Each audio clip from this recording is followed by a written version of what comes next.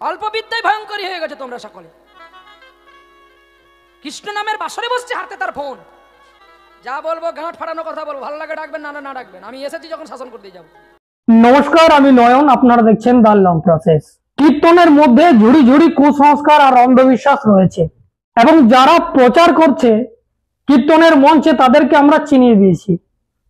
যেমন কুসংস্কারের সর্দার প্রদীপ পাল, এবং তার থেকেও বড় সর্দার রাধাপদ ঘোষ, যিনি গ্যারেন্টি দিয়ে বলেন যে গলায় তুলসী কাঠের মালা থাকলে সাপে কাটবে না, বজ্রপাত পড়বে না।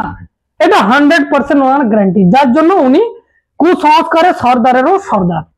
তো ঠিক সেই রকম এই কীর্তন জগতে মানুষকে শাসন করার জন্য একজন মডেল তৈরি হয়েছে। কীর্তনিয়া মডেল কি নাম জানি না, সর্বপ্রথমে কীর্তনটি শুনুন, আপনারা নিজেরাই বুঝতে পারবেন। শুনুন কীর্তনটি। অল্প বিদ্যায় ভয়ঙ্করী হয়ে গেছে তোমরা সকলে। কৃষ্ণ নামের বাসরে বসছে, হাতে তার ফোন। যা বলবো গাঁট ফাটানো কথা বলবো, ভালো লাগে ডাকবেন, না না ডাকবেন। আমি এসেছি যখন শাসন করতে যাব। আমার কাজ এটা। আপনি যেহেতু মডেল,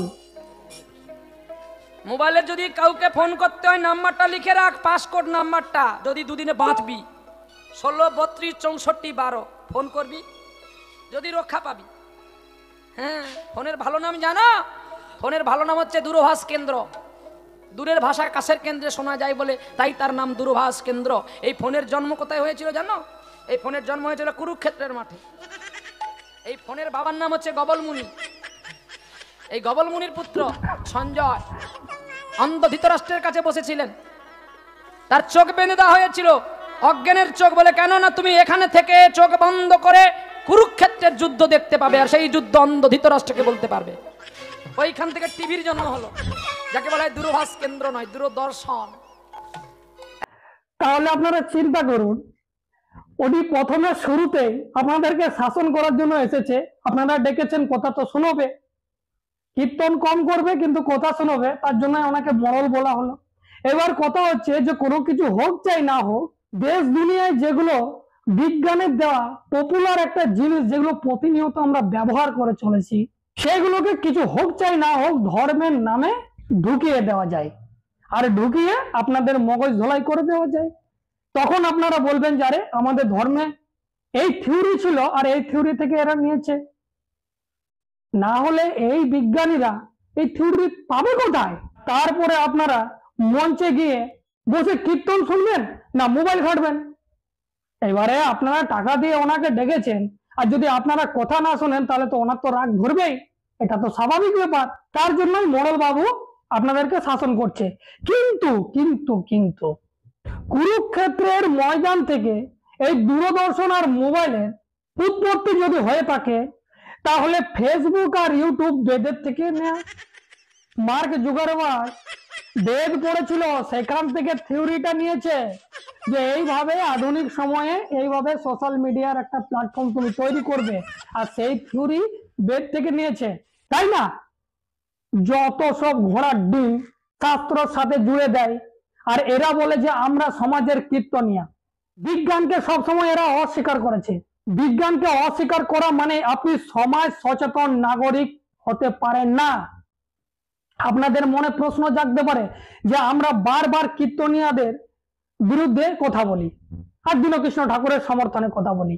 আপনাদেরকে বুঝতে হবে যে কীর্তনিয়াদের বিরুদ্ধে কেন কথা বলা হচ্ছে। কারণ তারা চাইছে যে এই দেশের যারা এসসি এসটি ওবিসি সমাজের মানুষ তারা মূর্খ থাকুক। কারণ তারা যদি মূর্খ থাকে তাহলে এদেরকে প্রশ্ন কে ছুড়ে দেবে? আর ছুড়ে দেনেওয়ালা কেউ থাকবে না। তো এরা দিব্যি যেমন তাই বলে দেবে, আর আপনারা সেটাকে ধর্ম মেনে চলবেন। যার জন্য এরা চাইছে। আমি চাই না যে আপনাদের ধর্মের ভাবনায় আঘাত করি বা আঘাত লাগাই, এটা আমি চাই না। কারণ সংবিধানে ধর্মের অনুমতি রয়েছে, আপনারা যে যা খুশি ধর্ম করতে পারেন, আমিও করি। কিন্তু ঘটনা হচ্ছে যে সংবিধান আমাদের বাক স্বাধীনতা দিয়েছে, যে সংবিধানের 51H বলছে যে এই দেশের মানুষকে বিজ্ঞান মনস্কতা গড়ে তুলতে হবে, সেখানে এই সমস্ত ধার্মিক লোকেরা, কীর্তনিয়ারা, বাবাজিরা, মাতাজিরা লাগাতার সমাজের মধ্যে কুসংস্কার আর অন্ধবিশ্বাসকে চাপিয়ে দিচ্ছে আমাদের মধ্যে। আপনাদেরকে কুসংস্কার অন্ধবিশ্বাসের বালতির জলে চোবাচ্ছে ওঠাচ্ছে, আপনারা বুঝতে পারছেন না। আর আমরা যখন আপনাদেরকে বোঝানোর চেষ্টা করছি তখন আপনারা বলছেন যে আমরা ধর্ম বিরোধী।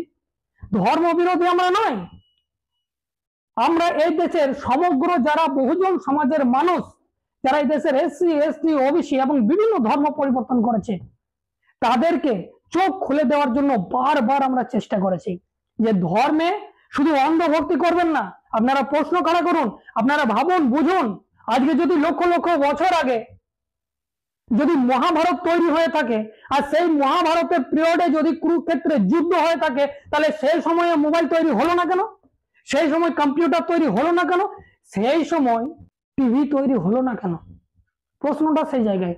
আজকে এই যে কীর্তনী, আমার ঠিক নাম জানা নেই, এনার কীর্তন শুনে আর ওনার ভঙ্গি এই সমস্ত কিছু দেখে আজকে আমার একটা কথা মনে পড়ে গেল।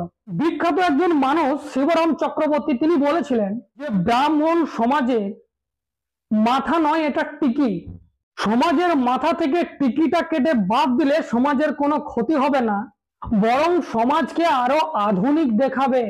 তাহলে আপনারা ভাবুন যে এই সমস্ত যারা কীর্তনিয়া রয়েছে, যারা মূর্তি পূজার নাম করে দিনরাত মানুষকে ঠকিয়ে যায়, শ্রাদ্ধের নাম করে দিনরাত মানুষকে ঠকিয়ে যায়, তারা যদি সমাজে না থাকে তাহলে আমাদের এই মানুষ আলোয় আলোকিত হয়ে যাবে।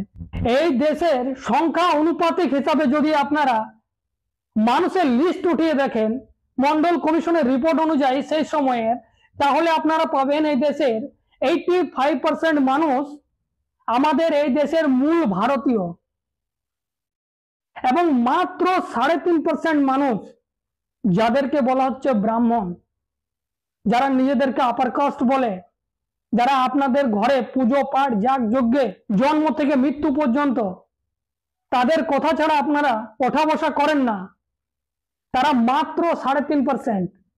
কিন্তু শোষণ শাসন সমস্ত কিছু দিক দিয়ে তারাই উন্নয়নের শিয়রে। আর আমরা কোথায়?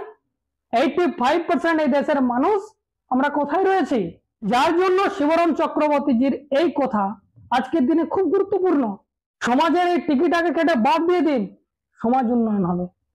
কি মনে হয় এই সমস্ত বিষয়ে অবশ্যই কমেন্ট করে জানাবেন। যদি প্রথমবার ফেসবুকে দেখছেন ফলো করে নেবেন, ইউটিউবে গিয়ে সার্চ করুন দ্য লং প্রসেস, এখানে সাবস্ক্রাইব করে রাখুন, কারণ আমি ধরনের কন্টেন্ট নিয়ে আসি। এখন এই পর্যন্তই, ধন্যবাদ।